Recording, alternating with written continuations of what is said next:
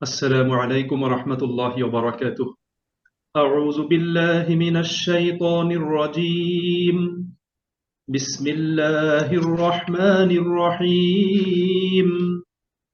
إن الذين آمنوا وهاجروا وجاهدوا بأموالهم وأنفسهم في سبيل الله والذين آووا ونصروا أولئك بعضهم أولياء بعض والذين آمنوا ولم يهاجروا ما لكم من ولايتهم من شيء حتى يهاجروا وإن استنصروكم في الدين فعليكم النصر إلا على قوم بينكم وبينهم ميثاق والله بما تعملون بصير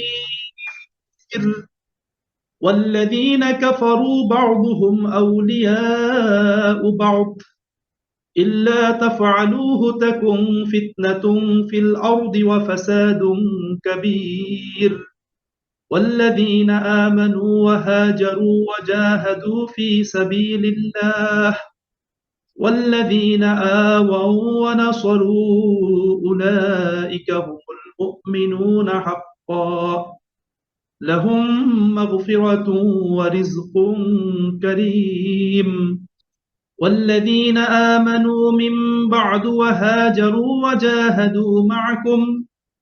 وجاهدوا معكم فأولئك منكم وأولو الأرحام بعضهم أولى ببعض في كتاب الله إن الله بكل شيء عليم صدق الله يا رب العالمين نحمده ونصلي على رسوله الكريم أما بعد পরম করুণাময় আল্লাহ তাআলা বলেন, ইন্নাল্লাযীনা আমানু, নিশ্চয়ই যারা ঈমান এনেছে, ওয়াহাজারু, এবং হিজরত করেছে, ওয়াজাহাদু, এবং জিহাদ করেছে, বিআমওয়ালিহিম ওয়া আনফুসিহিম, তাদের ধন সম্পদ এবং জীবন দিয়ে, ফি সাবিলিল্লাহ, আল্লাহ তাআলার পথে, ওয়াল্লাযীনা আওয়াউ, এবং যারা আশ্রয় দিয়েছে, ওয়া নাসারু, এবং সাহায্য সহযোগিতা করেছে, উলাইকা বা'দুহুম আউলিয়াউ বা'দ, তারাই একে অপরের বন্ধু এবং অভিভাবক। ওয়াল্লাযীনা আমানু, আর যারা ঈমান এনেছে, ওয়ালাম ইউহাজিরু, কিন্তু হিজরত করেনি, মা লাকুম মিন ওয়ালায়াতিহিম মিন শাই, তাদের সাথে তোমাদের বন্ধুত্বের এবং অভিভাবকত্বের কোনো সম্পর্ক নেই, হাত্তা ইউহাজিরু, যতক্ষণ না তারা হিজরত করে। ওয়াইন ইস্তানসারুকুম ফিদ্দীন, তবে হ্যাঁ, যদি দ্বীনের ব্যাপারে তারা তোমাদের নিকট সাহায্য প্রার্থনা করে, ফাআলাইকুমুন নাসরু, তাহলে তোমাদের দায়িত্ব হলো তাদেরকে সাহায্য করা, ইল্লা আলা কওমিন বাইনাকুম ওয়া বাইনাহুম মিসাক, কিন্তু এমন কোন সম্প্রদায়ের বিরুদ্ধে নয় যাদের সাথে তোমাদের পূর্ব থেকে চুক্তি রয়েছে। আল্লাহু বিমা তা'মালুনা বাসীর, আর তোমরা যা কিছু করো আল্লাহ রাব্বুল আলামিন তা দেখছেন। ওয়াল্লাযীনা কাফারু বা'দুহুম আউলিয়াউ বা'দ, আর যারা কাফির তথা সত্য অস্বীকারী, এই সত্য অস্বীকারীরা একে অন্যের বন্ধু এবং অভিভাবক, এবং তারা নিজেরা সাহায্য সহযোগিতা করে। ইল্লা তাফআলুহু, যদি তোমরা এটা না করো, তাকুন ফিতনাতুন ফিল আরদি ওয়া ফাসাদুন কাবীর, তাহলে পৃথিবীতে বিপর্যয় তথা ফিতনা সৃষ্টি হবে এবং পৃথিবীতে বড় ধরনের অরাজকতা এবং ফাসাদ তৈরি হবে। ওয়াল্লাযীনা আমানু, আর যারা ঈমান এনেছে, ওয়াহাজারু, এবং হিজরত করেছে, ওয়াজাহাদু ফি সাবিলিল্লাহ, এবং আল্লাহ তাআলার পথে জিহাদ করেছে, ওয়াল্লাযীনা আওয়াউ, এবং যারা আশ্রয় দিয়েছে, ওয়া নাসারু, এবং সাহায্য সহযোগিতা করেছে, উলাইকা হুমুল মুমিনুনা হাক্কা, এরাই হলো সত্যিকারের মুমিন। লাহুম মাগফিরাতুন, তাদের জন্য রয়েছে ক্ষমা, ওয়া রিজকুন কারীম, এবং সম্মানজনক রিজিকের ব্যবস্থা। ওয়াল্লাযীনা আমানু মিন বা'দু, এবং যারা পরে ঈমান এনেছে, ওয়াহাজারু, এবং হিজরত করেছে, ওয়াজাহাদু মাআকুম, এবং তোমাদের সাথে মিলিত হয়ে যুদ্ধ করেছে, জিহাদ করেছে। ফাউলাইকা মিনকুম, তারা তোমাদেরই অন্তর্ভুক্ত। ওয়াউলুল আরহামি বা'দুহুম আউলা বিবাদিন ফি কিতাবিল্লাহ, আর আল্লাহ তাআলার কিতাবে রক্ত সম্পর্কীয় আত্মীয়গণ পরস্পরের বেশি হকদার। অর্থাৎ রক্ত সম্পর্কীয় আত্মীয় স্বজন তারাই উত্তরাধিকার হওয়ার ব্যাপারে বেশি হকদার। ইন্নাল্লাহা বিকুল্লি শাইইন আলিম, নিশ্চয়ই আল্লাহ তাআলা সব জিনিস তিনি জানেন, সর্ববিষয়ে আল্লাহ রাব্বুল আলামিনের জ্ঞান রয়েছে। আমানতু বিল্লাহ। বারাকাল্লাহু লানা ওয়া লাকুম ফিল কুরআনিল মাজিদ। সম্মানিত ভাই এবং বোনেরা, আজকে তেলাওয়াত এবং অনুবাদ উপস্থাপন করা হয়েছে সূরা আনফালের ৭২ আয়াত থেকে নিয়ে ৭৫ আয়াত পর্যন্ত। ৪টি আয়াতের তেলাওয়াত এবং তার অনুবাদ উপস্থাপন করা হয়েছে। আজকের এই ক্লাসের মাধ্যমে আমাদের সূরা আনফাল শেষ হবে এবং আমরা সূরা তাওবার ভিতর গমন করব। আজকের এই তাফসীরের মাধ্যমে কোরআনুল কারীমের ৮ম বৃহত্তম সূরাটি আজকে শেষ হয়ে যাবে ইনশাআল্লাহ। সম্মানিত ভাই এবং বন্ধুরা, আজকের এই ৪টি আয়াতে আল্লাহ সুবহানাহু ওয়া তাআলা মুমিনদের বিভিন্ন শ্রেণীবিন্যাস এই প্রসঙ্গে আল্লাহ পাক আলোকপাত করেছেন। মুমিনদের মজবুত ঐক্য, জামাতবদ্ধ জীবনযাপন এবং হকের পতাকা তলে ঐক্যবদ্ধ হয়ে হককে সুপ্রতিষ্ঠার জন্য এবং বাতিলকে দূরীভূত করার জন্য পারস্পরিক সাহায্য সহযোগিতার গুরুত্ব, এই বিষয়টি আল্লাহ রাব্বুল আলামিন এখানে উপস্থাপন করেছেন। বর্তমান সময়ের প্রেক্ষাপটে আজকের এই আয়াত কটি আমাদের জন্য খুবই গুরুত্বপূর্ণ। সম্মানিত ভাই এবং বন্ধুরা, ৭২ নম্বর আয়াতে আল্লাহ তাআলা বলছেন, ইন্নাল্লাযীনা আমানু, নিশ্চয়ই যারা ঈমান এনেছে, ওয়া হাজারু, এবং হিজরত করেছে, ওয়াজাহাদু বিআমওয়ালিহিম ওয়া আনফুসিহিম, এবং তাদের জান ও মাল দিয়ে জিহাদ করেছে ফি সাবিলিল্লাহ, আল্লাহ তাআলার পথে, ওয়াল্লাযীনা আওয়াউ, এবং যারা আশ্রয় দিয়েছে, ওয়া নাসারু, এবং সাহায্য করেছে, উলাইকা বা'দুহুম আউলিয়াউ বা'দ, তারা একে অন্যের বন্ধু এবং অভিভাবক। এই অংশে আল্লাহ রাব্বুল আলামিন মুমিনদের দুইটা শ্রেণীর কথা বলেছেন। প্রথম শ্রেণী হলো যারা ঈমান আনয়ন করার পরে হিজরত করেছে, তাদের শ্রেণী। মুহাজিরদের কথা আল্লাহ রাব্বুল আলামিন বলেছেন। মুহাজিরদের কথা আল্লাহ সুবহানাহু ওয়া তাআলা এখানে উপস্থাপন করেছেন। মুহাজির হলো সেই ব্যক্তি যিনি হিজরত করেন। এখন ইসলামী শরীয়তে হিজরত এটা কিয়ামত পর্যন্ত অব্যাহত থাকবে। শুধু রাসূল কারীম সাল্লাল্লাহু আলাইহি ওয়াসাল্লাম মক্কা বিজয়ের পরে মক্কা থেকে মদিনাতে হিজরত নাই, এই কথা তিনি বলেছেন। লা হিজরাতা বা'দাল ফাতহ, আল্লাহ রাসূলের বক্তব্য যে বিজয়ের পরে কোনো হিজরত নাই, অর্থাৎ মক্কা বিজয়ের পরে কোনো হিজরত নাই। এটা দ্বারা মুহাদ্দিসিনগণ ব্যাখ্যা দান করেছেন যে মক্কা বিজয়ের পরে মক্কা থেকে মদিনাতে হিজরত করার কোনো প্রয়োজন নেই, কারণ মক্কা বিজয়ের পরে মক্কাটাও দারুল ইসলামের অন্তর্ভুক্ত হয়েছে, এটা দারুল হরব না। কিন্তু মক্কা যখন দারুল হরব ছিল, তখন মক্কা থেকে মুসলিমদের জন্য মদিনাতে হিজরত করাটা বাধ্যতামূলক ছিল। আল্লাহ রাব্বুল আলামিন এখানে হিজরতকারী প্রথম শ্রেণীর সেই মুমিনদের কথা আল্লাহ পাক এখানে উল্লেখ করেছেন। দ্বিতীয়ত আল্লাহ পাক উল্লেখ করেছেন ওয়াল্লাযীনা আওয়াউ ওয়া নাসারু উলাইকা বা'দুহুম আউলিয়াউ বা'দ, এবং যারা আশ্রয় দিয়েছে এবং যারা সাহায্য সহযোগিতার হাতকে প্রসারিত করেছে, আল্লাহ বলছেন তারা একে অন্যের বন্ধু এবং অভিভাবক। এখানে যারা আশ্রয় দিয়েছে বলে আল্লাহ রাব্বুল আলামিন সেই আনসারদেরকে আল্লাহ পাক মিন করেছেন। আনসাররাই মুহাজিরদেরকে আশ্রয় দান করেছিল, তাদেরকে আপন করে নিয়েছিল, তাদের নিজেদের ঘরে তাদেরকে থাকতে দিয়েছে, তাদের ব্যবসা বাণিজ্য তারা ভাগ বাটোয়ারা করে নিয়েছে, তাদের কৃষিজাত জায়গা জমি তারা ভাগ বাটোয়ারা করেছে, তারা তাদেরকে আপন ভাইয়ের মতো, রক্ত সম্পর্কিত ভাইয়ের মতো, পরিবারের সদস্যের মতো তারা গ্রহণ করেছে, এবং তারা তাদেরকে প্রচন্ড রকম সাহায্য সহযোগিতা করেছে। এই জন্য আল্লাহ রাব্বুল আলামিন বলেছেন যারা হিজরত করেছে এবং যারা তাদেরকে আশ্রয় দিয়েছে, এই দুই শ্রেণীর মুমিনরা তারা একে অন্যের বন্ধু এবং একে অন্যের অভিভাবক, একে অন্যের বন্ধু এবং অভিভাবক। এরপরে আল্লাহ তাআলা বলছেন যে ওয়াল্লাযীনা আমানু ওয়া লাম ইউহাজিরু, আর যারা ঈমান এনেছে কিন্তু হিজরত করেনি, মা লাকুম মিন ওয়ালায়াতিহিম মিন শাইইন হাত্তা ইউহাজিরু, তারা হিজরত না করা পর্যন্ত তাদের অভিভাবকত্বের দায় দায়িত্ব তোমাদের উপর নাই। এখানে তৃতীয় শ্রেণীর আরেকটা মুমিনদের কথা বলা হয়েছে। সেই মুমিনরা তারা ঈমান এনেছিল ঠিকই, কিন্তু তারা হিজরত করে দারুল ইসলামে আসে নাই। তারা হিজরত করে দারুল ইসলামে তারা আসে নাই, দারুল কুফরেই তারা অবস্থান করেছে। অর্থাৎ তারা মক্কা থেকে বা মক্কার আশেপাশে যে সমস্ত গোত্রগুলো ছিল, তারা তাদের নিজস্ব গোত্রের সাথেই তাদের সেই নিজ বসত ভিটাতেই তারা কি করেছিল, অবস্থান করেছিল। আল্লাহ রাব্বুল আলামিন এখানে বলছেন যে মা লাকুম মিন ওয়ালায়াতিহিম মিন শাইইন হাত্তা ইউহাজিরু, তারা হিজরত করে দারুল ইসলামে না আসা পর্যন্ত, দারুল ইসলামের নাগরিকত্ব গ্রহণ না করা পর্যন্ত তাদের প্রতি তোমার বন্ধুত্বের এবং অভিভাবকত্বের কোনো দায় দায়িত্ব নেই। এখানে আল্লাহ সুবহানাহু ওয়া তাআলা অভিভাবকত্বের সম্পর্ক এমন সব মুসলিমদের মধ্যে স্থাপিত হবে, আল্লাহ বলছেন, যারা দারুল ইসলামের বাসিন্দা হবে। অর্থাৎ যারা দারুল ইসলামে, ইসলামিক রাষ্ট্রে, ইসলামী সমাজের যারা নাগরিক হবে, তারাই হবে একে অন্যের বন্ধু এবং অভিভাবক। এবং দারুল ইসলামের, ইসলামী সমাজের, ইসলামী রাষ্ট্রের যারা দায়িত্বশীল, সরকার যারা পরিচালনা করবেন, তারা শুধু দারুল ইসলামের নাগরিকদের অভিভাবকত্ব তারা গ্রহণ করবেন। এবং যেসব মুসলিম ইসলামী রাষ্ট্রের সীমানার বাইরে বাস করে, তাদের সাথে ধর্মীয় ভ্রাতৃত্ব প্রতিষ্ঠিত থাকবে ঠিকই, কিন্তু তাদের সাথে অভিভাবকত্বের সম্পর্ক থাকবে না। তারা আমাদের ভাই, আমাদের মুসলিম ভাই, আমাদের মুমিন ভাই, তাদের সাথে ভ্রাতৃত্বের সম্পর্ক থাকবে। আমরা তাদেরকে ভালোবাসবো, তাদের কল্যাণ কামনা করব, কিন্তু তাদের অভিভাবকত্বের দায়িত্ব আমাদের উপর থাকবে না, যতক্ষণ না তারা হিজরত করে দারুল ইসলামে চলে আসে। আল্লাহ রাব্বুল আলামিন এখানে যে শব্দটা ব্যবহার করেছেন, সেই শব্দটা হলো আরবিতে, এই অভিভাবকত্বের বিষয়টাকে বলা হয় বেলায়াত বলা হয়। বেলায়াত বলতে সাহায্য, সহায়তা, সমর্থন, পৃষ্ঠপোষকতা, মৈত্রী, বন্ধুত্ব, নিকটাত্মীয়তা, অভিভাবকত্ব এবং এসবের সাথে সামঞ্জস্যশীল যে সমস্ত অর্থগুলো আছে সেগুলোকে এটাকে বুঝায়।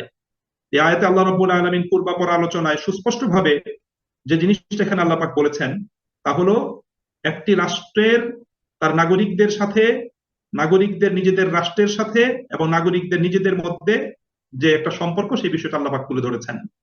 অর্থাৎ একটা ইসলামী রাষ্ট্রের সাথে নাগরিকদের কি সম্পর্ক, আবার নাগরিকদের নিজেদের রাষ্ট্রের সাথে কি সম্পর্ক, এবং রাষ্ট্রের নাগরিকদের নিজেদের মধ্যে পারস্পরিক কি সম্পর্ক, এই বিষয়টা আল্লাহ রাব্বুল আলামিন এখানে সংক্ষেপে এটা আল্লাহ পাক বলছেন। অর্থাৎ এখানে আল্লাহ যে কথাটা বলছেন সেটা হলো সাংবিধানিক এবং রাজনৈতিক অভিভাবকত্বকে ইসলামী রাষ্ট্রের ভূখণ্ডের মধ্যে সীমাবদ্ধ করেছেন আল্লাহ রাব্বুল আলামিন প্রাথমিকভাবে এটা। এবং এর ভিত্তিতেই প্রথমে উত্তরাধিকারের বিধানটা আল্লাহ রাব্বুল আলামিন প্রদান করেছিলেন। যেমন আপনি যদি মনে করেন, এই ক্ষেত্রে রাসূল কারীম সাল্লাল্লাহু আলাইহি ওয়াসাল্লামের গুরুত্বপূর্ণ একটা হাদিস রয়েছে। আল্লাহ নবী বলেছেন, আনা বারিউম মিন কুল্লি মুসলিমিন বাইনা যহরানাই আল মুশরিকিন। আল্লাহ রাসূল বলছেন যে আমার উপর এমন কোন মুসলিমের সাহায্য, সমর্থন এবং হেফাজতের দায়িত্ব নেই যারা মুশরিকদের মাঝেই বসবাস করে, যারা মুশরিকদের মাঝেই বসবাস করে। আমরা গত ক্লাসে আলোচনা শুনেছি, হযরত আব্বাস রাদিয়াল্লাহু তাআলা আনহু, তিনি মুসলিম হয়েছিলেন, কিন্তু তিনি মক্কাতেই বসবাস করেছেন। তিনি বদরের যুদ্ধে বন্দী হয়েছিলেন। বন্দী হওয়ার পরে তিনি নিজের ঈমান গ্রহণের কথা প্রকাশ করেছেন। আল্লাহ রাসূল সাল্লাল্লাহু আলাইহি ওয়াসাল্লাম বলছেন যে এই মুহূর্তে এটা বললে কোনো লাভ হবে না, আপনাকে মুক্তিপণ প্রদান করতে হবে।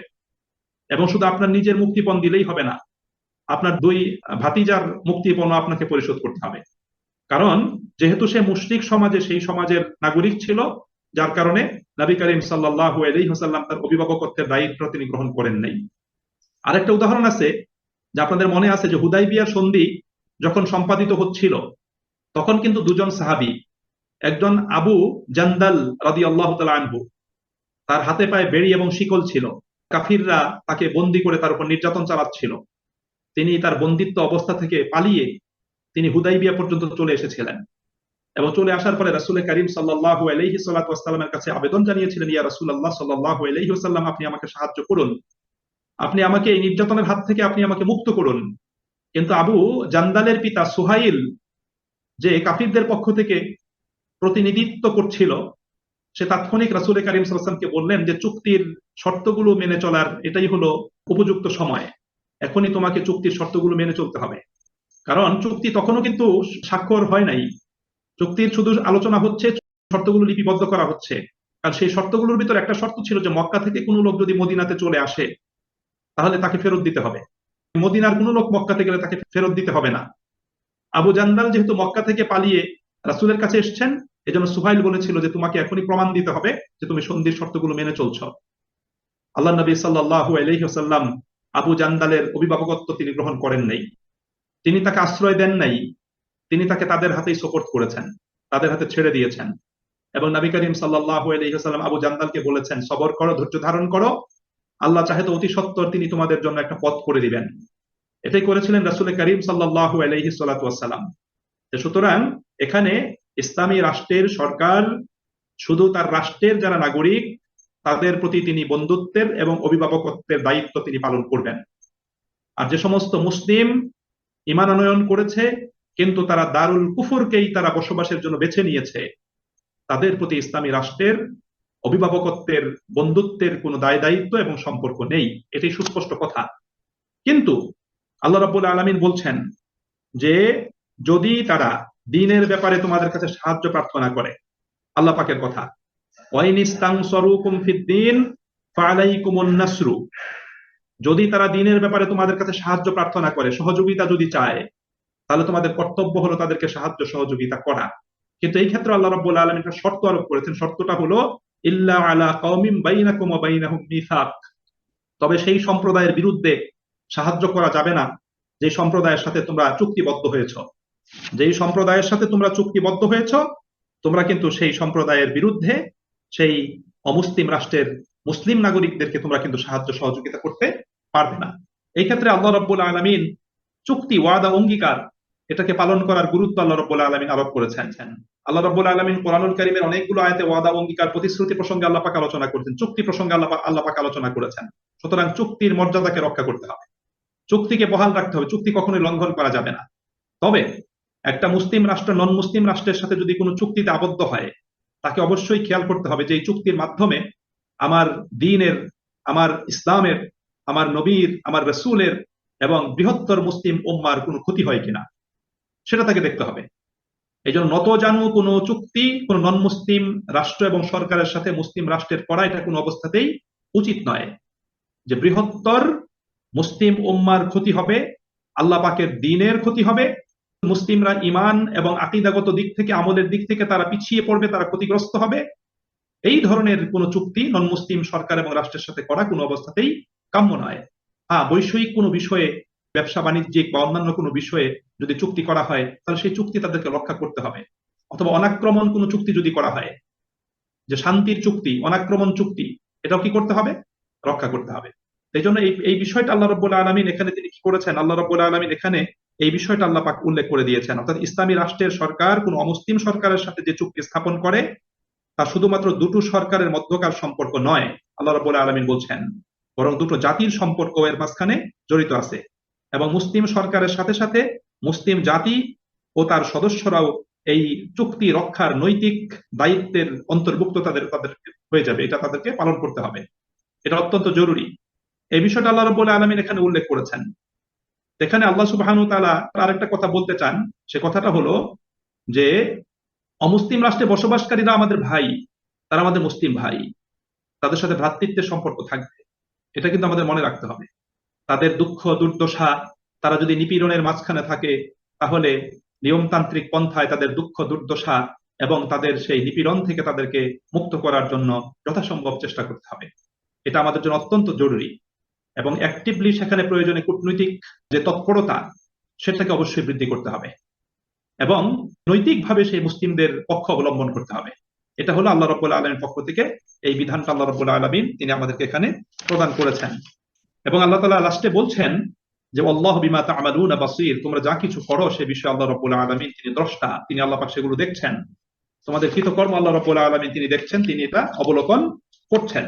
এখানে আল্লাহ সুবহানাহু ওয়া তাআলা এই গুরুত্বপূর্ণ কথাগুলো বলার পরে আল্লাহ রাব্বুল আলামিন পরবর্তীতে কাফিরদের প্রসঙ্গে আল্লাহ পাক আলোচনা করছেন। সম্মানিত ভাই এবং বন্ধুরা, আল্লাহ সুবহানাহু ওয়া তাআলা বলছেন, ওয়াল্লাযীনা কাফারু বা'দুহুম আউলিয়াউ বা'দ, যারা সত্য অস্বীকার করছে তারা পরস্পরকে সাহায্য সহযোগিতা করে, কেননা তারা একে অন্যের বন্ধু এবং অভিভাবক। সত্য অস্বীকারীরা পরস্পর পরস্পরের সহযোগী, তারা একে অন্যের বন্ধু, তারা একে অন্যের সাহায্যকারী, তারা একে অন্যের অভিভাবক। এই কথাটি আল্লাহ রাব্বুল আলামিন কোরআনুল কারীমের আর অনেকগুলো আয়াতে আল্লাহ পাক উপস্থাপন করেছেন। এবং আল্লাহ সুবহানাহু ওয়া তাআলা বলছেন যে ইল্লা তাফআলুহু, যদি তোমরা এটা না করো, অর্থাৎ তোমাদের মাঝখানে যদি ভ্রাতৃত্ব ভালোবাসার সম্পর্ক যদি না থাকে, তোমরা নিজেরা যদি নিজেদের প্রতি সাহায্য সহযোগিতার হাত প্রসারিত না করো, তোমরা যদি একে অন্যকে আশ্রয় না দাও, একে অন্যকে সাহায্য যদি না করো এবং ভ্রাতৃত্বের সম্পর্ক যদি ঠিক না রাখো, আল্লাহ বলছেন তাকুম ফিতনাতুন ফিল আরদি ওয়া ফাসাদুন কাবীর, তাহলে এই পৃথিবীতে, এই জমিনে ফিতনা সৃষ্টি হবে এবং বড় ধরনের বিপর্যয় দেখা দিবে। ফিতনা এবং বিপর্যয় দেখা দিবে। সম্মানিত ভাই এবং বন্ধুরা, আমরা জানি যে আল্লাহ রাব্বুল আলামিন কোরআনুল হাকিমের অসংখ্য আয়াতে মুসলিম উম্মাহকে একটা উম্মাহ হিসাবে, একটা জাতি হিসাবে আল্লাহ পাক উল্লেখ করেছেন। আল্লাহ সূরা আলে ইমরানে বলেছেন যে কুনতুম খায়রা উম্মাহ, তোমরা হলে একটা উম্মাহ, একটা জাতি, উখরিজাত লিন-নাস, মানব জাতির কল্যাণের জন্য তোমাদেরকে বের করা হয়েছে। এখানে আল্লাহ পাক এই কথা বলেছেন। আল্লাহ রাব্বুল আলামিন সূরা বাকারাতে বলেছেন ওয়াকাযালিকা জাআলনাকুম উম্মাতাও ওয়াসাতা, যে আল্লাহ রাব্বুল আলামিন তোমাদেরকে একটা মধ্যপন্থী উম্মত হিসেবে পৃথিবীর বুকে প্রেরণ করেছেন। আল্লাহ রাসূল বলেছেন যে কুল্লুকুম মিন আদম ওয়া আদামু মিন তুরাব, তোমরা প্রত্যেকে আদমের সন্তান এবং আদমকে মাটি দ্বারা তৈরি করা হয়েছে। আল্লাহ তাআলা সূরা হুজুরাতে বলেছেন ইন্নামাল মুমিনুনা ইখওয়াহ, মুমিনরা একে অন্যের ভাই। আল্লাহ রাসূল বলেছেন আল মুসলিমু আকুল মুসলিম, এক মুসলিম আরেক মুসলিমের ভাই। আল্লাহ রাসূল সাল্লাল্লাহু আলাইহি ওয়াসাল্লাম মুসলিমদেরকে, মুসলিম উম্মাহকে, মুসলিম উম্মার প্রতিটি সদস্যকে একটা দেহের সাথে তুলনা করেছেন। আল্লাহ রাসূল মুসলিম উম্মার প্রতিটি সদস্যকে একটা ইটের দেয়ালের সাথে তুলনা করেছেন। সুতরাং মুসলিমদেরকে একতাবদ্ধ, ঐক্যবদ্ধ থাকতে হবে। আল্লাহ পাক কোরআনুল হাকিমে সূরা আলে ইমরানে বলেছেন যে ওয়াতাসিমু বিহাবলিল্লাহি জামিআ ওয়া লা তাফাররাকু। সুতরাং কোরআনুল কারীমের এই সমস্ত বক্তব্য, রাসূল করিম সাল্লাল্লাহু আলাইহি ওয়াসাল্লামের বক্তব্যের আলোকে যে বিষয়টা আমাদের কাছে সুস্পষ্ট হয়ে যায়, সেটা হলো যে ইসলাম একটা কমিউনিটি রিলিজিয়ান। ইসলাম চায় একটা শক্তিশালী, স্ট্রং একটা উম্মাহ তৈরি হবে, একটা উম্মাহ তৈরি হবে যে উম্মার সদস্যগণ একে অন্যের পাশে দাঁড়াবে, একে অন্যকে সাহায্য সহযোগিতা করবে, সাপোর্ট করবে, এবং এই সাহায্য সহযোগিতার ভিত্তিতে তারা আল্লাহর এই জমিনে আল্লাহ পাকের দ্বীনের সুবাতাস প্রবাহিত করবে। এটা উম্মার একটা দায়িত্ব দিয়ে আল্লাহ রাব্বুল আলামিন পৃথিবীতে প্রেরণ করেছেন। এইজন্য আল্লাহ রাব্বুল আলামিন বলেছেন যে কাফের এবং মুশরিকরা, সত্য প্রত্যাখ্যানকারীরা আল্লাহ পাকের দ্বীনের আলোকে নিভিয়ে দেওয়ার জন্য, আল্লাহ পাকের দ্বীনের অগ্রযাত্রাকে ব্যাহত করার জন্য, দ্বীনের পতাকাকে ভুলুণ্ঠিত করার জন্য, এবং তাদের সেই বাতিল আকীদা, বিশ্বাস, তাদের চিন্তা চেতনা, ধ্যান ধারণা, তাদের সেই দৃষ্টিভঙ্গি, সেটাকে তারা সুপ্রতিষ্ঠার জন্য, অন্যায় অনাচার অরাজকতা নিপীড়ন সেটাকে বহাল রাখার জন্য তারা যেমন পরস্পরের বন্ধু এবং অভিভাবক, একে অন্যকে তারা যেমন সাহায্য সহযোগিতা করে, যদি মুমিনরা সেটা যদি না করে, তাহলে এই পৃথিবীতে বড় ধরনের ফিতনা এবং ফাসাদ তৈরি হয়ে যাবে। সম্মানিত ভাই এবং বন্ধুরা, আমাদের মনে রাখতে হবে, শুধু জালিমদের বা স্বৈরাচারের মাধ্যমে পৃথিবীর শান্তি বিনষ্ট হয় না। পৃথিবীর শান্তি বিনষ্ট হওয়ার পিছনে আরেকটা অন্যতম কারণ আছে। একটা তো হলো যে খারাপ লোকগুলো বা যারা জালিম বা যারা স্বৈরাচার, তারা অন্যায় অনাচার তো করে। আরেকটা অন্যতম বড় একটা কারণ হলো সমাজের ভালো মানুষগুলো, মুমিনরা যদি তাদের দায়িত্ব কর্তব্য যদি পালন ঠিক মতো না করে। মুমিনদেরকে আল্লাহ রাব্বুল আলামিন দায়িত্ব দিয়েছেন, সেই দায়িত্ব যদি মুমিনরা পালন না করে, তাহলে এই দুনিয়াতে বিপর্যয় দেখা দিবে, শান্তি বিনষ্ট হবে, নিরাপত্তা বিঘ্নিত হবে, মানুষ তার অধিকার হারাবে, মানুষের দাসত্বের শৃঙ্খলে মানুষ আবদ্ধ হবে, সেই জুলুম অত্যাচারকারীরা তারা মাথা উঁচু করে দাঁড়াবে, সমাজের অধিকাংশ মানুষ নিগৃহীত, নিষ্পেষিত হবে। সুতরাং এই বিষয়গুলো কিন্তু আল্লাহ রাব্বুল আলামিন এখানে সংক্ষেপে আল্লাহ পাক ইঙ্গিত করে বিষয়টি আমাদের সম্মুখে উপস্থাপন করেছেন। সম্মানিত ভাই এবং বন্ধুরা, বর্তমানে আমাদের দেশের প্রেক্ষাপটে এই আয়াতের আবেদনটা অত্যন্ত ব্যাপক এবং জোরালো।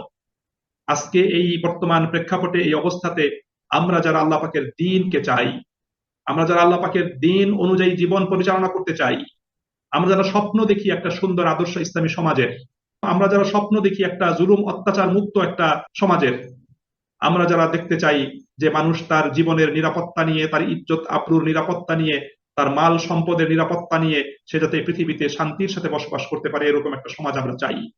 সেই ক্ষেত্রে আমাদের প্রত্যেকের উচিত হবে নিজেদের মাঝখানে ভ্রাতৃত্ব ভালোবাসার সম্পর্ককে মজবুত করা, ঐক্যবদ্ধভাবে অবস্থান করা, একে অন্যকে সাহায্য সহযোগিতা করে এই সত্য কল্যাণের পথে এগিয়ে যাওয়া। এটা আমাদের জন্য অত্যন্ত জরুরি। বাতিল কিন্তু তারা কিন্তু ঠিকই আছে। আপনি দেখেন, বাতিলপন্থীরা কিন্তু বসে নাই, তারা কিন্তু বসে নাই। সেই জুলুম অত্যাচারকারী, তাদের পক্ষে কথা বলার অসংখ্য লোক এখনো আছে এবং তারা কথা বলতেছে। তাদের পক্ষে বিভিন্ন ফেসবুকে, সোশ্যাল মিডিয়াতে, ইউটিউবে তারা লেকচার গুলো আপলোড করে, বিভিন্ন জিনিস আপলোড করে তারা কিন্তু প্রচার করছে। তারা কিন্তু বাতিলের সহযোগী হয়ে তারা কিন্তু ময়দানে তারা কিন্তু ঠিকই কাজ করছে, তারা কিন্তু অ্যাক্টিভই আছে। সুতরাং সেই ক্ষেত্রে আমরা মুমিনরা, আমাদের যাদের আরো বেশি অ্যাক্টিভ হওয়া দরকার, সেই ক্ষেত্রে আমরা কিন্তু আমাদের সেই তৎপরতার, আমাদের অ্যাক্টিভনেসের এখনো অভাব পরিলক্ষিত হচ্ছে। অথচ আল্লাহ রাব্বুল আলামিন এখানে এই বিষয়টা আমাদেরকে সতর্ক করে দিয়েছেন। আমরা যদি মুমিনরা হাল ছেড়ে দেই, আমরা যদি ময়দান ছেড়ে দেই, আমরা যদি অলস অথর হয়ে যদি বসে থাকি, আমরা যদি অ্যাক্টিভলি যদি কাজ না করি, দায়িত্ব যদি পালন না করি, নিজেদের অবস্থানকে যদি সুসংহত না করি, নিজেদের মাঝখানে ভ্রাতৃত্ব ভালোবাসার মজবুত প্রাচীর যদি আমরা তৈরি করতে না পারি, তাহলে সত্যি পৃথিবীতে বিপর্যয় দেখা দিবে। কারণ তখন এই পৃথিবীর কর্তৃত্ব, নেতৃত্বের দায়িত্ব আবার সেই অসৎ স্বৈরাচার জালিমদের হাতে আবার চলে যাবে। এই জন্য আল্লাহ রাব্বুল আলামিন এখানে আমাদেরকে সতর্ক করেছেন। এই কথা বলার পরেই, আল্লাহ আমাদেরকে সতর্ক করার পরে আল্লাহ বলছেন, ওয়াল্লাযীনা আমানু, যারা ঈমান এনেছে, ওয়াহাজারু এবং হিজরত করেছে, ওয়াজাহাদু ফি সাবিলিল্লাহ, এবং আল্লাহর পথে জিহাদ করেছে, ওয়াল্লাযীনা আওয়াউ, এবং যারা আশ্রয় দিয়েছে, ওয়ানাসারু, এবং সাহায্য করেছে, উলাইকা হুমুল মুমিনুনা হাক্কা, এরাই হলো সত্যিকারের মুমিন। দেখেন কতগুলো উত্তম গুণাবলী আল্লাহ পাক এখানে বর্ণনা করেছেন। ঈমান, ঈমানের আমি এই মুহূর্তে ব্যাপক ব্যাখ্যার কোনো প্রয়োজন নাই। একজন মুমিন ব্যক্তি ঈমান যিনি এনেছেন, তিনি আল্লাহ রাব্বুল আলামিনকে তার মালিক হিসেবে কবুল করেছেন, রাসূলকে তার জীবনের পথ প্রদর্শক হিসেবে কবুল করেছেন, এবং ঈমানের ঘোষণা দিয়ে তিনি আল্লাহ পাকের সাথে এই অঙ্গীকারে আবদ্ধ হয়েছেন যে তিনি তার জীবনের সকল ক্ষেত্রে আল্লাহ পাকের অনুশাসন হুকুম আহকামগুলো মেনে চলবেন। তিনি তার জীবনের সকল ক্ষেত্রে রাসূল করিম সাল্লাল্লাহু আলাইহি ওয়াসাল্লামকে একমাত্র মডেল হিসেবে তিনি গ্রহণ করবেন। এটা হলো ঈমানের দাবি। এই জন্য নবী করিম সাল্লাল্লাহু আলাইহি ওয়াসাল্লাম একটা গুরুত্বপূর্ণ হাদিস, সুনানে তিরমিজিতে হাদিসটি বর্ণিত হয়েছে। আল্লাহ রাসূল সাল্লাল্লাহু আলাইহি ওয়াসাল্লাম বলেছেন, লাইসাল ঈমানু বিত-তামান্না ওয়ালা বিত-তাহাল্লা। লাইসাল ঈমানু বিত-তামান্না, শুধু আশা আকাঙ্ক্ষা পোষণ করলেই মুমিন হওয়া যায় না। ওয়ালা বিত-তাহাল্লা, অথবা কোনো লেবাস ধারণ করলেই কিন্তু মুমিন হওয়া যায় না। আমরা সমাজ জীবনে অনেক লেবাসধারী লোককে দেখেছি, আমরা দরবেশকে দেখেছি, এত সুন্দর লেবাস, এত সুন্দর লেবাস, কিন্তু ভিতরে ঈমান নাই। কারণ এই দরবেশকে দেখলে কোনো মানুষের আল্লাহর কথা মনে হতো না, দরবেশকে দেখলে মানুষের লুটপাটের কথা মনে হতো। এজন্য আমাদের প্রত্যেককে এই বিষয়টা চিন্তা করতে হবে। আল্লাহ রাসূল বলছেন, শুধু আকাঙ্ক্ষা পোষণ করলেই, আশা পোষণ করলেই মুমিন হওয়া যাবে না, এবং শুধু কোনো লেবাস ধারণ করলেই মুমিন হওয়া যাবে না। ওয়ালাকিন হুয়া মা ওয়াক্কারা ফিল কলব ওয়া সাদ্দাকাহুল আমাল। বরং ঈমান হলো এমন একটা মজবুত বিশ্বাস, এমন একটা শক্তিশালী একটা বিশ্বাস, যে বিশ্বাসটা মানুষের অন্তরের অন্তঃস্থলে প্রথিত থাকবে। ওয়া সাদ্দাকাহুল আমাল, এবং তার বাহ্যিক কার্যক্রম, তার আমল, তার আখলাক, তার চরিত্র, তার লেনদেন, তার আচার আচরণ, তার ব্যবহার, তার দায়িত্ব কর্তব্য সম্পাদন ইত্যাদির মধ্য দিয়ে তার সত্যায়ন হবে। একজন মানুষ মুমিন কিনা তার লাইফ স্টাইল সেটা বলে দিবে, তার জীবন পদ্ধতি সেটা বলে দিবে সে প্রকৃত মুমিন কিনা। এই জন্য আল্লাহ রাব্বুল আলামিন বলছেন যে এভাবে যে ব্যক্তি সত্যিকারের ঈমান আনয়ন করবে, ঈমান গ্রহণ করবে, এবং যে ব্যক্তি প্রয়োজনে হিজরত করবে। হিজরতের দুইটা অর্থ হাদিসে নবী করিম সাল্লাল্লাহু আলাইহি ওয়াসাল্লাম বলেছেন। একটা হলো জায়গা পরিবর্তন, বিপদ সংকুল জায়গা থেকে নিরাপদ জায়গাতে চলে যাওয়া। যেই জায়গাতে আমার ঈমান নিরাপদ নয়, যে জায়গাতে আমার জীবন নিরাপদ নয়, সেই জায়গা থেকে নিরাপদ জায়গাতে চলে যাওয়া, এটা হলো হিজরত। আরেকটা হিজরতের কথা বলেছেন রাসূল করিম সাল্লাল্লাহু আলাইহি ওয়াসাল্লাম, সেটা হলো ওয়াল মুহাজিরু মান হাজারা মা নাহাল্লাহু আনহু। যে প্রকৃত মুহাজির হলো সেই ব্যক্তি, যেই ব্যক্তি আল্লাহ পাকের নিষিদ্ধ বিষয় থেকে হিজরত করে, আল্লাহ পাকের নিষিদ্ধ বিষয় থেকে দূরে থাকে। তাহলে এখানে হিজরত দুটো, একটা হলো যে আল্লাহ পাকের নিষিদ্ধ বিষয় থেকে দূরে থাকা, আল্লাহ পাকের নিষিদ্ধ বিষয় থেকে দূরে থাকলেও তিনি মুহাজির হবেন, এবং প্রয়োজনে তাকে কি করতে হবে, আল্লাহ পাকের দ্বীন এবং তার নিজের ঈমান এটাকে রক্ষার জন্য তিনি প্রয়োজনে জায়গা পরিবর্তন করে নিরাপদ জায়গা থেকে চলে যাবেন। সম্মানিত ভাই এবং বন্ধুরা, এবং তৃতীয় বিষয়টা আল্লাহ বলেছেন যে যারা জিহাদ করবে জান এবং মাল দিয়ে আল্লাহ তাআলার পথে, জিহাদের মূল লক্ষ্যই হবে আল্লাহ পাকের জমিনে আল্লাহ পাকের দ্বীনকে সুপ্রতিষ্ঠিত করা। এবং সেই জিহাদের পর্যায়ক্রমিক ভাবে অনেকগুলো স্তর রয়েছে। প্রথম স্তর হলো দাওয়াত প্রদান করা, দ্বীনের প্রকৃত দাওয়াত মানুষের কাছে উপস্থাপন করা। দ্বিতীয়ত হলো যারা দাওয়াত কবুল করবে তাদেরকে সুসংগঠিত করা। তৃতীয়ত হলো সুসংগঠিত করার পরে তাদেরকে তালিম এবং তারবিয়ত প্রদান করা। চতুর্থ পর্যায়ে তাদেরকে সাথে নিয়ে সমাজ সংস্কারের কাজ করা। পঞ্চম পর্যায়ে তাদেরকে সাথে নিয়ে রাষ্ট্র সংস্কারের জন্য কাজ করা। একটা জিনিস আমাদের মনে রাখতে হবে যে পূর্ণাঙ্গ দ্বীন কায়েম না হলে আপনি ঈমানের সকল দাবি আপনার জীবনে সমাজে আপনি বাস্তবায়ন এবং পূরণ করতে সক্ষম হবেন না। এই জন্য পূর্ণাঙ্গ দ্বীনটা আমাদের জন্য প্রয়োজন, এটা আমাদের জন্য অত্যন্ত জরুরি, এটা দরকার। কেননা আল্লাহ পাকের দ্বীন যেই সমাজে কায়েম থাকে না, সেই সমাজে আল্লাহ পাকের দ্বীনটা হয়ে যায় বাতিলের আশ্রিত। বাতিল যতটুকু সুযোগ দেয় ততটুকু থাকে, আর আল্লাহ পাকের দ্বীন কায়েম হলে সেই সমাজ থেকে বাতিল সেখান থেকে কি হয়, বিতাড়িত হয়। এই জন্য আল্লাহ পাকের দ্বীনটা এটা আমাদের জরুরি। সমস্ত নবীরা এই কাজটা তারা করেছেন। এই জন্য সেই দ্বীন কায়েমের জন্য জিহাদ ফি সাবিলিল্লাহ, ইসলাম বিরোধীদের দ্বারা এবং ইসলাম সম্পর্কে যাদের অ্যালার্জি আছে তারা জিহাদ ফি সাবিলিল্লাহর ভুল ব্যাখ্যা মানুষের সামনে উপস্থাপন করে, জিহাদের ব্যাপারে মানুষকে আতঙ্ক ছড়িয়ে দেয়। এবং যে সমস্ত সংগঠনগুলো বাংলাদেশ সহ সারা পৃথিবীতে আল্লাহ পাকের দ্বীন কায়েম করার জন্য চেষ্টা করছে, তাদের ব্যাপারে তারা জিহাদ ফি সাবিলিল্লাহর বিষয়টাকে অপব্যাখ্যা করে, তাদের উদ্দেশ্য এবং লক্ষ্যের অপব্যাখ্যা করে তারা মানুষের মাঝখানে আতঙ্ক ছড়ায়, মানুষের মাঝখানে আতঙ্ক ছড়ায়। যেমন এখন কিন্তু অনেকেই, কেউ প্রত্যক্ষভাবে কেউ পরোক্ষভাবে আমাদের দেশ নিয়ে তারা আতঙ্ক ছড়াচ্ছে। যদি বাংলাদেশে ইসলামপন্থীদের যদি উত্থান ঘটে যায় তাহলে এ দেশ কিন্তু আগাতে পারবে না, এই সমস্ত কথা তারা অনেকে বলতেছে। কিন্তু এটা প্রমাণিত সত্য, যদি আমাদের সমাজ এবং এই জাতি তারা যদি ইসলামকে বক্ষে ধারণ করে ইসলামের আলোকে যদি পথ চলা শুরু করে এবং সেটাকে যদি ধারণ করে তারা যদি নিজেদেরকে যদি গুছাতে পারে, তাহলে নিশ্চিতভাবে বলা যায় যে এই দেশ এবং এই জাতি এগিয়ে যাবে, সমৃদ্ধি এবং উন্নতি অগ্রগতি সাধিত হবে, এবং এই জাতির মানুষের জীবনের নিরাপত্তা নিশ্চিত হবে, ভয়ভীতি দূর হবে, জুলুম অত্যাচার দূর হবে। এই জন্য জিহাদ ফি সাবিলিল্লাহ বিকল্প কোনো কিছু নেই। জিহাদ মানে প্রতিপক্ষকে মেরে ফেলা নয়, জিহাদ মানে নন মুসলিমদেরকে মেরে ফেলা নয়। জিহাদ মানে হলো আল্লাহ পাকের জমিন, আল্লাহ পাকের দিন কায়েম করার জন্য সর্বাত্মক প্রচেষ্টা অব্যাহত রাখা, সর্বাত্মক প্রচেষ্টা চালানো।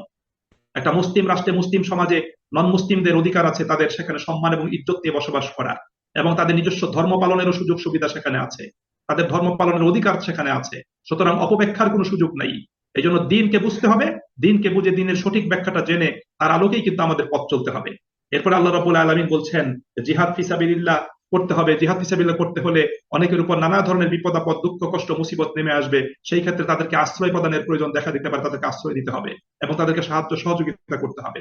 আল্লাহ বলছেন এই 5টি গুণ বৈশিষ্ট্য যাদের ভিতর থাকবে, আল্লাহ নিজে সার্টিফিকেট প্রদান করছেন যে উলাইকা হুমুল মুমিনুনা হাক্কা, এরাই হলো সত্যিকারের মুমিন। আল্লাহ রাব্বুল আলামিন সেই সার্টিফিকেট আল্লাহ পাক এখানে প্রদান করছেন, এবং তাদের পুরস্কারের কথা আল্লাহ পাক জানাচ্ছেন, লাহুম মাগফিরাতুন, তাদের জন্য রয়েছে ক্ষমা, ওয়া রিজকুন কারীম, এবং তাদের জন্য রয়েছে সম্মানজনক জীবিকা।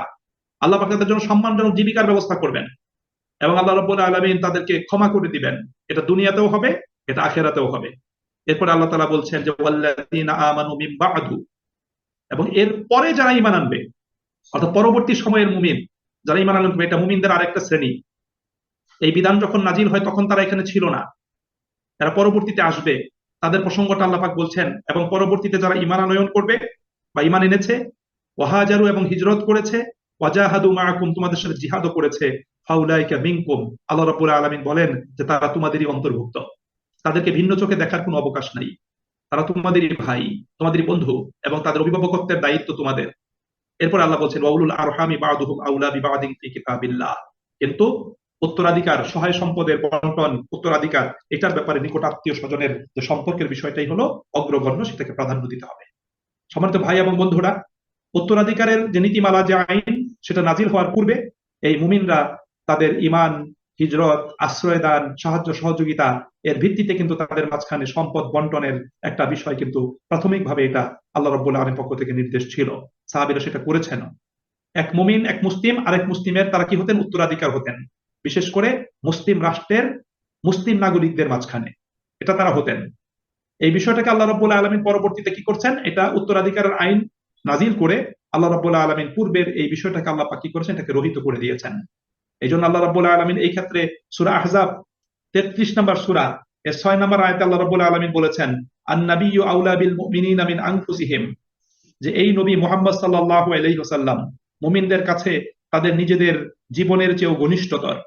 ওয়া আজওয়াজুহু উম্মাহাতুহুম, এবং নবীর স্ত্রীগণ তাদের মা। ওয়াউলুল আরহামি বা'দুহুম আউলা বিবাদিন ফি কিতাবিল্লাহ মিনাল মুমিনিনা ওয়াল মুহাজিরিন, আল্লাহ রাব্বুল আলামিন বলছেন যে আল্লাহর কিতাব অনুযায়ী মুমিন এবং মুহাজিরদের চেয়ে আত্মীয়রা, আত্মীয় স্বজন যারা আছে তারা পরস্পরের নিকটতর। অর্থাৎ এক মুমিন এক মুহাজিরের চাইতে নিকট আত্মীয় স্বজন যারা আছে তারা তার সবচেয়ে নিকটতর, সুতরাং তাদের মাঝখানে কি হবে? উত্তরাধিকারের আইন সেটা বাস্তবায়ন হবে। যে কথাটি আল্লাহ রাব্বুল আলামিন এই সূরা আহজাবের 6 নম্বর আয়াতে বলেছেন, সেম কথা আল্লাহ রাব্বুল আলামিন সূরা আনফালের 75 নম্বর আয়াতে আল্লাহ রাব্বুল আলামিন এখানে উল্লেখ করছেন। আল্লাহ সুবহানাহু ওয়া তাআলা বলছেন যে এটাই হলো আল্লাহ পাকের কিতাবের বিধান। আল্লাহ রাব্বুল আলামিন উত্তরাধিকারী আইনের যে বিধানগুলো আল্লাহ পাক কোরআনুল কারীমে প্রদান করেছেন, সেখানে উত্তরাধিকার লাভ করার ক্ষেত্রে আল্লাহ রাব্বুল আলামিন আত্মীয়দেরকে, যারা উত্তরাধিকার আইনের হকদার হবে, তাদেরকে মূলত 3টা ভাগে ভাগ করা হয়েছে। এক হলো জাবিল ফুরুজ, জাবিল ফুরুজ হলো তারা যাদের অংশ কোরআনুল কারীমে নির্ধারণ করা হয়েছে। এরপর দ্বিতীয়ত হলো আসাবা, অর্থাৎ যাদের অংশটা কোরআনুল কারীমে নির্ধারণ করা হয় নাই, তাদের অংশ নির্ধারণ করা হয়নি, অর্থাৎ জাবিল ফুরুজদেরকে দেওয়ার পরে তারপরে বাকি সম্পদ যেটা থেকে যাবে সেটা আসাবারা পেয়ে যাবে। এবং জাবিল ফুরুজ এবং আসাবাদের অনুপস্থিতিতে আল্লাহ রাব্বুল আলামিন যে উত্তরাধিকারের যে বিষয়টা আল্লাহ রাব্বুল আলামিন প্রদান করেছেন, সেটা হয়ে যাবে উলুল আরহাম হিসাবে। এবং উলুল আরহাম হলো যে দূরবর্তী যে সমস্ত আত্মীয় স্বজন আছে তারা সেগুলো পেয়ে যাবে। সেই প্রসঙ্গে আল্লাহ রাব্বুল আলামিন ডিটেইলস বর্ণনা আমাদেরকে প্রদান করেছেন, এবং এই সম্পর্কে সূরা নিসাতে আল্লাহ রাব্বুল আলামিন বিস্তারিত আলোচনা উপস্থাপন করেছেন। সম্মানিত ভাই এবং বন্ধুরা, এরপরে সর্বশেষে আল্লাহ তাআলা বলছেন ইন্নাল্লাহা বিকুল্লি শাইইন আলিম, নিশ্চয়ই আল্লাহ তাআলা সর্ববিষয়ে তিনি জানেন এবং সর্ববিষয়ে আল্লাহ রাব্বুল আলামিন জ্ঞান রাখেন। সম্মানিত ভাই এবং বন্ধুরা, আল্লাহ রাব্বুল আলামিন এই পৃথিবীতে আপনাকে আমাকে পাঠিয়েছেন। আল্লাহ তাআলা আপনাকে আমাকে মানুষ হিসেবে পাঠিয়ে আমাদেরকে আল্লাহ পাক সম্মানিত করেছেন। দ্বিতীয়ত আল্লাহ রাব্বুল আলামিন আমাদেরকে ঈমান দিয়েছেন। নিঃসন্দেহে ঈমানের দ্বারা আমরা গৌরবান্বিত হয়েছি। সুতরাং এই পৃথিবীতে আল্লাহ যেহেতু আমাদেরকে পাঠিয়েছেন শুধু নিজেকে নিয়ে ব্যস্ত থাকার জন্য নয়, আল্লাহ রাব্বুল আলামিন এই পৃথিবীতে আমাদেরকে পাঠিয়েছেন একটা মহৎ একটা দায়িত্ব দিয়ে। সেই দায়িত্ব হলো যে আমাদেরকে একটি সুন্দর সমাজ বিনির্মাণের জন্য, একটা উম্মাহ গঠনের একটা দায়িত্ব আল্লাহ রাব্বুল আলামিন পৃথিবীতে আপনাকে আমাকে আমাকে পাঠিয়েছেন। সুতরাং আপনাকে আমাকে এই একটা সুন্দর আদর্শ একটা সমাজ বিনির্মাণ এটা আপনাকে আমাকে করতে হবে। সেই জন্য আমাদেরকে দায়িত্ব পালন করতে হবে। দ্বিতীয়ত একটা উম্মাহ গঠন করতে হবে, যেই উম্মাহ এবং যেই সমাজ আল্লাহ রাব্বুল আলামিনের দ্বীন মেনে চলবে, আল্লাহ পাকের দ্বীন মেনে চলবে, এবং মুমিনদের মাঝখানে সম্পর্কটা হবে পারস্পরিক ভ্রাতৃত্ব ভালোবাসার সম্পর্ক, একে অন্যের বন্ধু এবং অভিভাবকত্বের সম্পর্ক। এই বিষয়টা আল্লাহ রাব্বুল আলামিন এখানে উপস্থাপন করেছেন। এই জন্য মুমিনদেরকে একজন আরেকজনের পাশে থাকতে হবে। নিজ দেশের মুমিনদের তো সাহায্য সহযোগিতা করতে হবে, তাদের অভিভাবকত্বের দায়িত্ব আছে। এবং নিজ দেশের বাইরে অন্যান্য দেশে যে সমস্ত মুমিন মুসলিমরা বসবাস করে তাদেরকে সাহায্য সহযোগিতা যতটুকু করা সম্ভব সেটা অবশ্যই করতে হবে। তাদেরকে ভালোবাসতে হবে, তারা আমাদের মুসলিম ভাই, তাদেরকে ভালোবাসতে হবে এবং তাদেরকে নৈতিক সমর্থন, নৈতিক সহযোগিতা এবং অন্যান্য যে সমস্ত বৈষয়িক যে সমস্ত সহযোগিতা তাদেরকে করা সম্ভব সেই সহযোগিতাটা অবশ্যই করতে হবে। এবং কোন অবস্থাতেই মুসলিম উম্মাহ ক্ষতিগ্রস্ত হয়, মুসলিম উম্মাহ জুলুম নির্যাতনের সম্মুখীন হয়, সেই ক্ষেত্রে কোন অবস্থাতেই নন মুসলিমদেরকে বা নন মুসলিম রাষ্ট্র সরকারকে সহযোগিতা করা যাবে না। সুপ্রিয় ভাই এবং বন্ধুরা, আমাদের মনে রাখতে হবে, আজকে মধ্যপ্রাচ্যের দিকে তাকান। মধ্যপ্রাচ্যের দেশগুলো ইসরায়েলের সাথে সম্পর্ক করেছে, চুক্তি করেছে, এবং সেই চুক্তির অজুহাতে তারা আজকে ফিলিস্তিনিদেরকে, আজকে ইসরায়েল তাদেরকে মেরে একদম তাদেরকে কি বলে মাটির সাথে মিশিয়ে দিচ্ছে, কিন্তু সেই চুক্তিবদ্ধ আরব দেশগুলো তারা কোনো কথা বলতেছে না। তাহলে এই ধরনের নতজানু চুক্তি কিন্তু ইসলাম অনুমোদন করে না। আপনি আপনার ভাইয়ের পক্ষে কথাও বলতে পারবেন না, আপনি আপনার ভাইকে নৈতিক সমর্থনও দিতে পারবেন না, আপনার ভাইয়ের উপর নির্যাতন চলছে, নির্যাতন বন্ধ করো এই কথাটাও বলতে পারবেন না। তাহলে তো আপনার এই চুক্তি এটাকে ইসলাম কিন্তু অনুমোদন প্রদান করে না। সুতরাং এই বিষয়গুলো কিন্তু আমাদের প্রত্যেককে কিন্তু আন্তরিকতার সাথে এগুলো আমাদেরকে খেয়াল করতে হবে। সুপ্রিয় ভাই এবং বন্ধুরা, আমাদের দেশে যে সুযোগটা আল্লাহ পাক আমাদেরকে প্রদান করেছেন, আমরা 17 বছরের জুলুম নির্যাতন নিষ্পেষণের হাত থেকে আল্লাহ রাব্বুল আলামিন আমাদেরকে একটা মুক্ত, একটা আকাশের নিচে আল্লাহ পাক মুক্ত নিঃশ্বাস বাতাস গ্রহণ করার একটা সুযোগ আল্লাহ পাক আমাদেরকে করে দিয়েছেন। এই সুযোগটাকে কাজে লাগিয়ে যদি আমরা আমাদের সমাজকে বিনির্মাণ করতে পারি, রাষ্ট্রটাকে যদি সংস্কার এবং সংশোধন করতে পারি, গঠন যদি করতে পারি, জাতি গঠনের জন্য যদি আমরা কাজ করতে পারি, এবং জাতির মাঝখানে যদি আল্লাহ পাকের দ্বীনের মেসেজগুলো সঠিকভাবে পৌঁছে দিতে পারি, ইনশাআল্লাহ আমরাও এই সমাজে আল্লাহ পাকের হুকুম আহকামের আলোকে জান্নাতি একটা আবহ তৈরি করতে আমরা সক্ষম হব। সেই বিষয়ে আমি সকলের প্রতি আবেদন রাখছি, সকলকে নিজের অবস্থান থেকে অ্যাক্টিভলি কাজ করার জন্য, দায়িত্ব পালন করার জন্য আমি উদাত্ত আহ্বান জানিয়ে আমাদের আজকের আলোচনা এখানে শেষ করছি। আল্লাহ আমাদের সকলকে তৌফিক নসিব করুন। আমিন। ওয়া আখিরু দাওয়ানা আনিল হামদুলিল্লাহি রাব্বিল আলামিন। আসসালামু আলাইকুম ওয়া রাহমাতুল্লাহি ওয়া বারাকাতুহু।